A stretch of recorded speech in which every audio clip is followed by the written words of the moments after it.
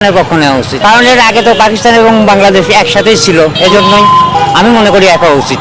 যদি এক হয় তাহলে এরা শক্তিশালী হবে এবং বহির্বিশ্বে এদের আক্রমণ করতে পারবে না। ডাকা হয় যুদ্ধের জন্য কোনো দেশ থেকে, হ্যাঁ। কোন দেশে যাবেন? বাংলাদেশ থেকে যদি পাঠানো হয় কোন দেশে যেতে? আমি পাকিস্তানে যাচ্ছি মুসলিমের জন্য। পাকিস্তানের পক্ষ থাকা উচিত।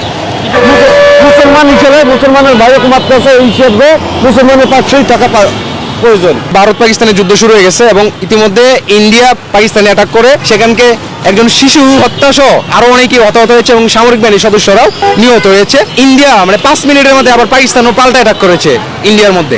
সেখানে সামরিক বাহিনীর সদস্যরা হয়েছে, মানে সামরিক হেলিকপ্টার এবং দেখা যাচ্ছে আপনার যুদ্ধ বিমান এগুলো ভূপাতিত করেছে।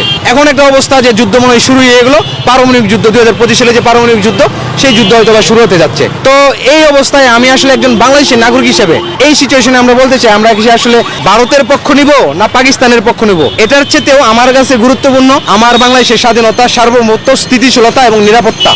ভারত 54 বছরে আমাদের উপর এত এত জুলুম নির্যাতন করেছে, আমাদের সীমান্তে যেভাবে পাখির মতো মানুষ হত্যা করেছে, যেভাবে আমার দেশের অভ্যন্তরীণ রাজনীতিতে হস্তক্ষেপ করেছে, আমার দেশের অর্থনীতিকে যেভাবে তারা মানে চুষে বা শোষণ করেছে যেভাবে, তো এত কিছুর পরে আমরা ভারতকে সমর্থন করতে পারি না। ভারতের প্রতি আমাদের প্রচণ্ড রাগ ক্ষোভ আছে। এবং আপনারা এই 5ই আগস্ট শেখ হাসিনার পতনের পরেও ভারত আমার দেশ নিয়ে ষড়যন্ত্র, গুজব, মিথ্যাচার এবং নানা রকম একটা অস্থিতিশীল অবস্থা তৈরি করার জন্য বাংলাদেশে চেষ্টা চালিয়ে যাচ্ছিল। তো এই অবস্থায় আমরা ভারতকে সমর্থন করতে পারি না। পাকিস্তানের দিকে তাকান, পাকিস্তান 1971 সালে আমাদের সাথে কি করেছিল? আমাদের দেশে গণহত্যা সংগঠিত করেছিল।